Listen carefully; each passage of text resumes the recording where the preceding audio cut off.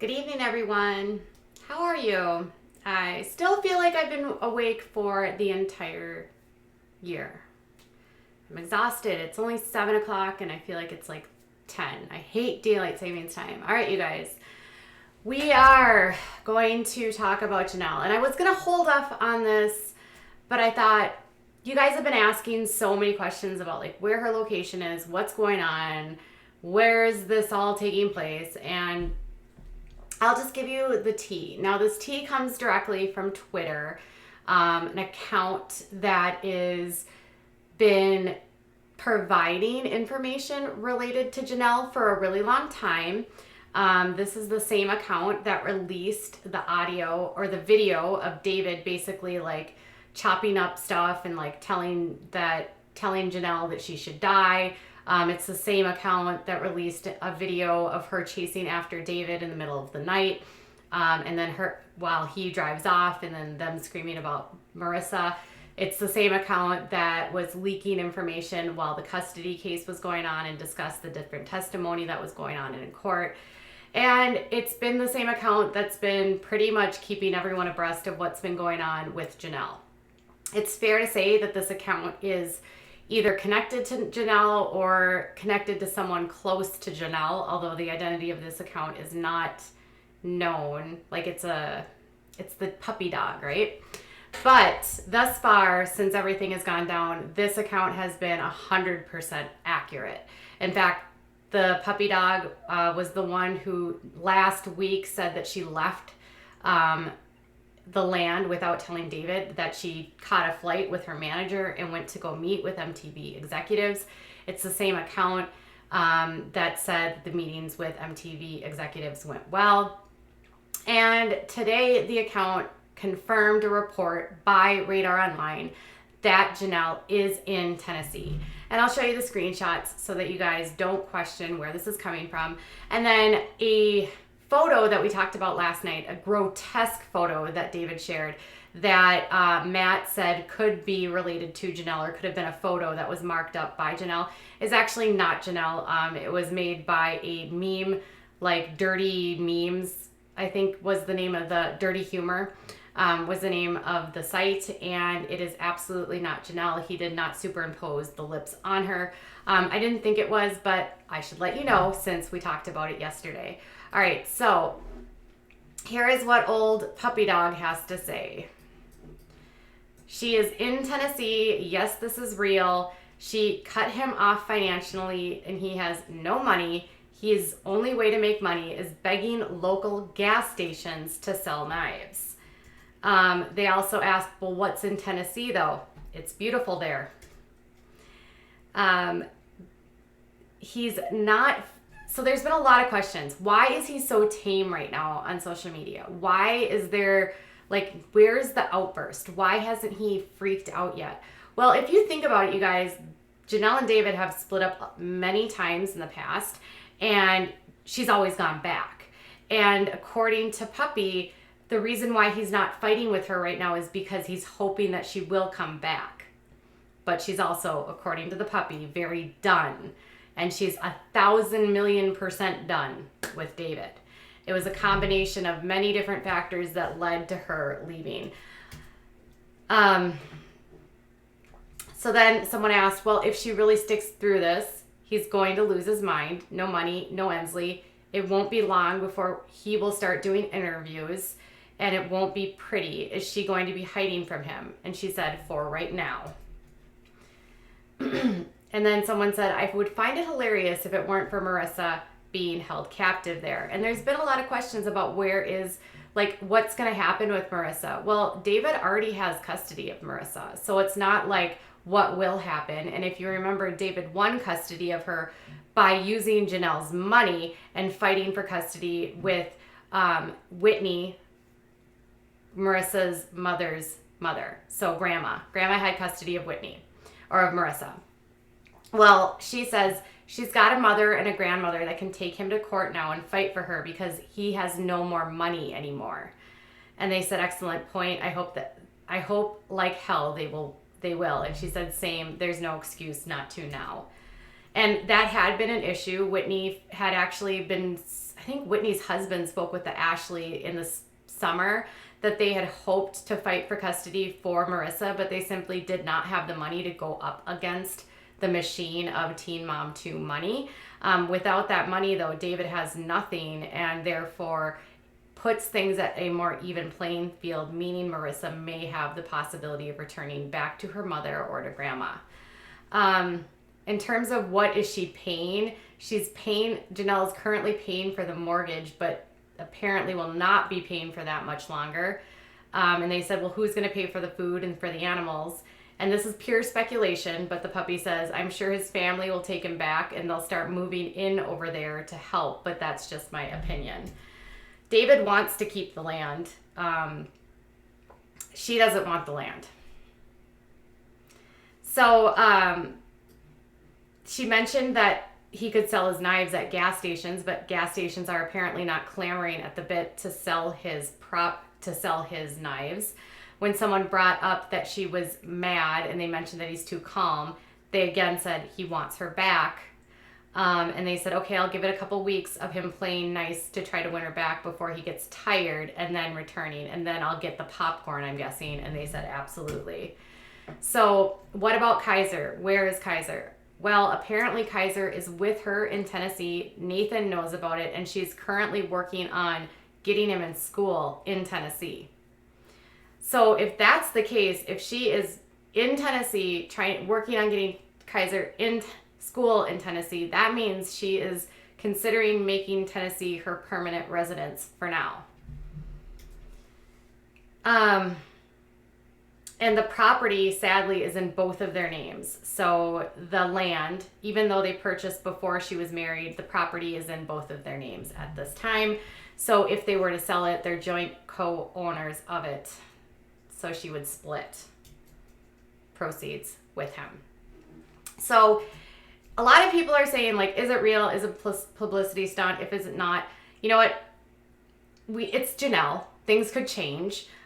We know that. But this specific account has been very critical at times of Jenelle during the custody agreement, did not always agree with the things that Jenelle was doing, but has always agreed with this account and whoever they're connected to want Jenelle to get away from David. They do not like David. They have been trying to wake her up to what's going on with David, to protect her children from David.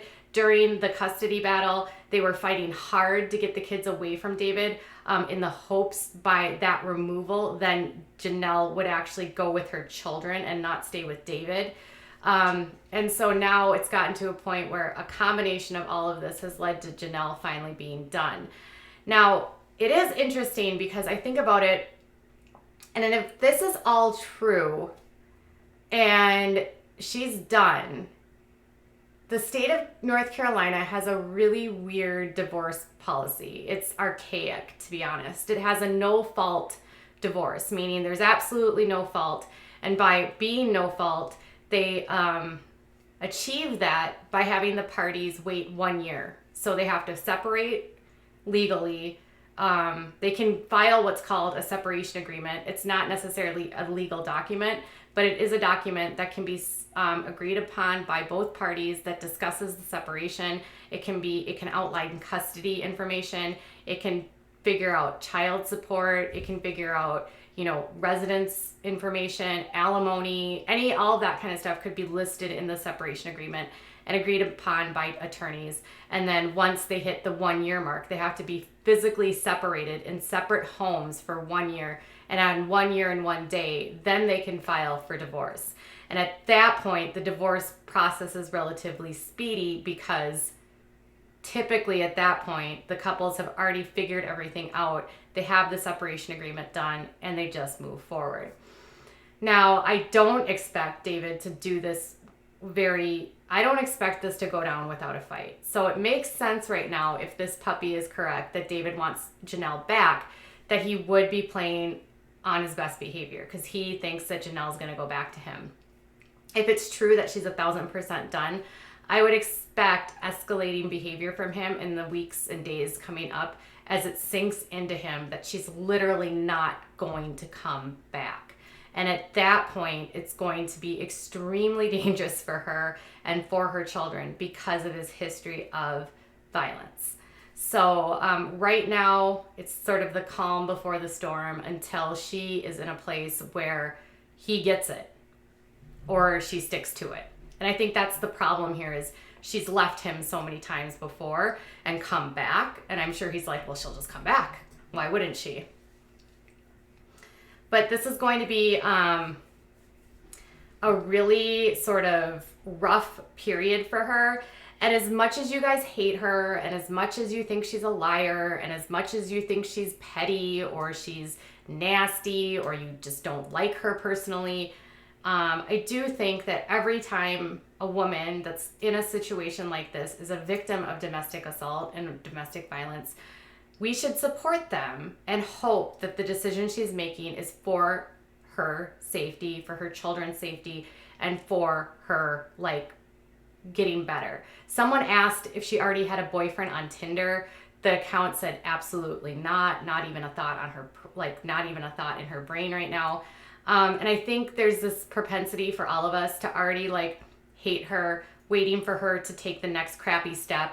But I think, you know, before we accuse her of making another mistake in the future, we should support the choices she's making right now, hope she stays safe, and really hope that David, when he does, like, if something does happen, that she has the legal ramifications, whether it's to get a restraining order or, you know, because this is the same account, Rue, who was saying that, you know, there's a fear that he might release information, whether it's videos, whether it's nudes, whether it's audio, whether it's emails, you know, whatever dirt he has where he feels like he could destroy her, he might be doing this. And there's a fear that he might start going to the press and trying to get paid interviews because he's broke. Someone on Twitter actually pointed out that her old manager, Johnny, was like David liked something or Johnny liked something. So somehow they made a connection on Instagram. And so now there's a concern that David might link up with Johnny, and Johnny might sort of, because he had the falling out with Jenelle, sort of help David get these interviews and make some money off of this divorce and potentially get information out that could be damaging to Jenelle.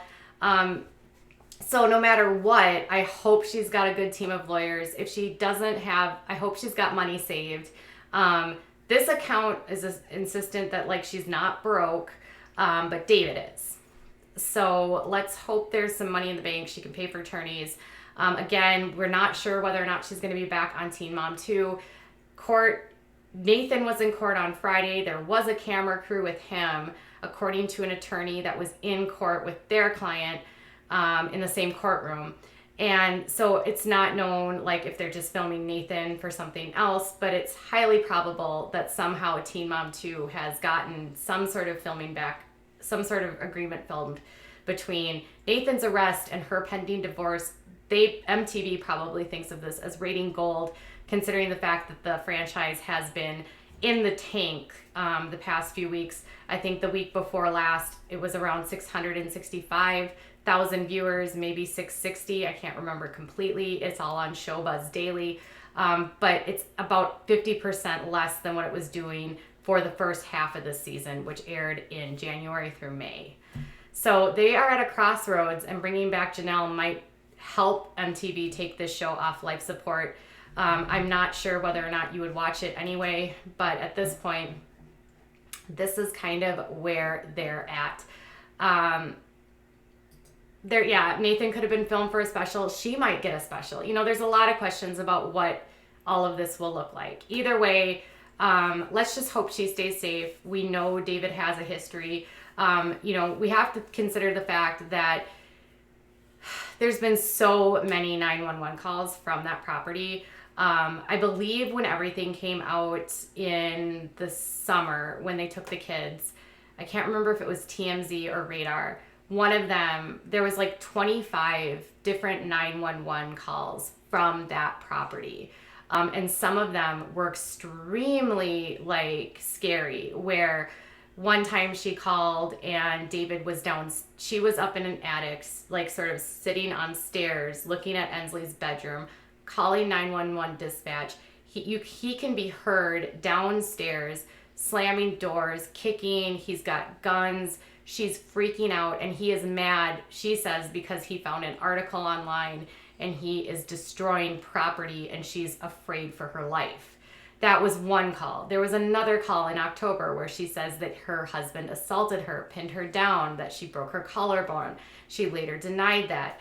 So there's a real fear here that something bad could happen. And he's had, Olivia Leadham has had restraining orders against him for domestic violence. It was actually a violation of that restraining order that landed him in jail for a period of months right before he met Jenelle. So this is not a stable individual with the best history of good temperament. So this is kind of where we're at. But as always, this information is coming from a source. Take it with a grain of salt. I trust the source thus far. Since I have found the source and I communicate with them periodically, like through DMs, they've never guided me wrong. And so I would trust that at this point, this could be pretty accurate. So I do hope for her that this is the right choice for her. I think like all of these speculations on, is she doing it for this? Is she doing it for that? Is just really not helpful. Like, I think we should trust if someone says that they're done, and until they prove it to us otherwise, speculating doesn't help her, doesn't help her kids. She needs support, you guys. She needs people to know that they are supporting her leaving him. I think all of you guys have wanted this to happen for a really long time. So remember that when you're thinking of being nasty to her or saying something rude. All right, you guys, I'll be back later. Let me know what your thoughts are. I am going to be live on Instagram later. I am done for the night on YouTube. Bye, guys.